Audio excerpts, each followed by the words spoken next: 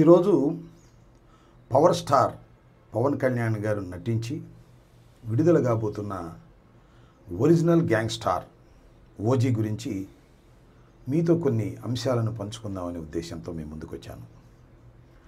ఇప్పుడు రాష్ట్రంలో సినిమా అభిమానులు అదేవిధంగా రాజకీయ అభిమానులు కూడా ఓజీ విజయవంతం అవుతుందా లేదా అనే దానికోసం ఎదురు చూస్తున్నారు. దానికి ప్రధానమైన కారణం రాష్ట్ర ఉప ముఖ్యమంత్రి పవన్ కళ్యాణ్ గారు నటించినటువంటి చిత్రం కావటం.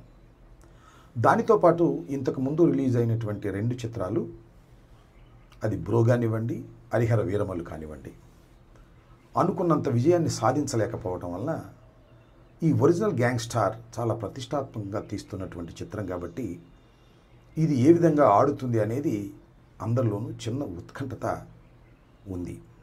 రేపు 25వ తారీఖు అంటే 24వ తారీఖు అర్ధరాత్రి 1 గంటకు ఈ చిత్రం రిలీజ్ అవుతుంది. ఈ చిత్రం నాకున్న అవగాహన మేరకు, నాకున్న పరిజ్ఞానం మేరకు ఖచ్చితంగా హిట్ అవుతుందని నేను అనుకుంటున్నాను. దానికి ప్రధానమైన కారణాలు ఏమిటంటే, పవన్ కళ్యాణ్ గారు ఇంతకుముందు నటించినటువంటి 2 చిత్రాలు కూడా, ఒకటి బ్రో, 2 హరిహర వీరమల్లు అనుకున్నంత విజయాన్ని సాధించలేకపోయాయి. కాబట్టి ఈ సినిమా ఖచ్చితంగా విజయం సాధించాలనే కసితో పవన్ కళ్యాణ్ గారు పనిచేసి ఉంటారనేది నా అభిప్రాయం. దానితో పాటు డైరెక్టర్ కూడా గత 2 సినిమాలు అంతగా విజయం సాధించలేదు కాబట్టి ఈ చిత్రాన్ని విజయం సాధించే విధంగా మనం గట్టిగా కృషి చేయాలనే పట్టుదల ఆయనలో కలిగి ఉంటుంది.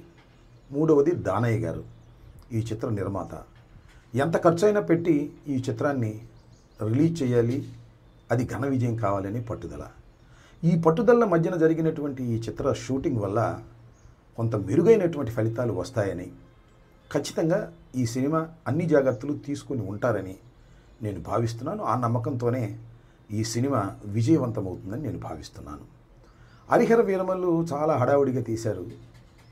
అనుకున్న స్థాయిలో చివరిలో గ్రాఫిక్స్ కూడా సరిగా చేయలేకపోయారు. అసలు హరిహర వీరమల్లు విడుదలైతే చాలు అనేటువంటి పద్ధతుల్లో జరిగినటువంటి సినిమా షూటింగ్ అది. ఇదేమో పవన్ కళ్యాణ్ గారు తన రాష్ట్ర బాధ్యతల్ని, ఉప ముఖ్యమంత్రి బాధ్యతలను కూడా పక్కన పెట్టి దీని మీద కాన్సన్ట్రేట్ చేశారు కాబట్టి ఇది విజయవంతం ఖచ్చితంగా అవుతుందనేది నాకున్న అభిప్రాయం. అవ్వాలనేది కూడా నా కోరిక. ఎందుకంటే సినిమాలు, పవన్ కళ్యాణ్ గారు నటించినటువంటి సినిమాలు విజయవంతం కాకూడదని కోరుకోవాల్సిన అవసరం మాకు లేదు.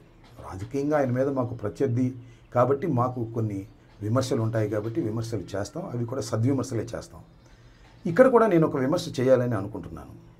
అదేమిటంటే, పవన్ కళ్యాణ్ గారు అపోజిషన్లో ఉన్నప్పుడు, మేము అధికారంలో ఉన్నప్పుడు, అంతకు ముందు కూడా తెలుగుదేశం అధికారంలో ఉన్నప్పుడు కూడా చాలా విషయాలు మాట్లాడారు. అవినీతి గురించి మాట్లాడారు, అక్రమాల గురించి మాట్లాడారు. నేను ఇవాళ మనవి చేస్తున్నా, పవన్ కళ్యాణ్ గారు మీరు ఉప ముఖ్యమంత్రిగా ఉన్నప్పుడు మీరు నటించినటువంటి చిత్రం రిలీజ్ రోజున 1000 రూపాయలు మీరు టికెట్ పెట్టారే, ఇది అవినీతి కాదా? ఇది అధికార దుర్వినియోగం కాదా అనేది నా ప్రశ్న. సరే, దులపరించుకుపోతానంటే నేను చేయగలిగింది ఏమీ లేదు.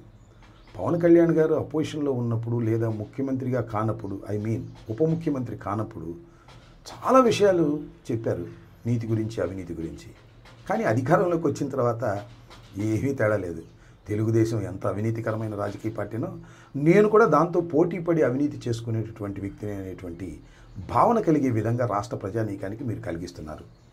1000 రూపాయలు టికెట్ పెట్టి మీ సినిమాను రిలీజ్ చేసుకోవటం అంటే ఎంత స్వార్థపూరితమైనటువంటి అంశం అండి? నాకు తెలియక అడుగుతాను.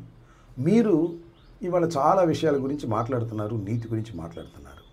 నేను ఒకటి మాత్రం చాలా స్పష్టంగా చెప్పదలుచుకున్నాను. పవర్ స్టార్కి, గ్యాంగ్ స్టార్కి కూడా మీరు అవినీతికి హద్దులు లేని విధంగా ప్రవర్తన చేస్తున్నారు మీ కూటమి ప్రభుత్వం. చివరకు మీరు నటించిన చిత్రాన్ని కూడా అవినీతిమయం చేసేటటువంటి కార్యక్రమం చేస్తున్నారు. ఇది చాలా దురదృష్టకరమైనటువంటి పరిణామం.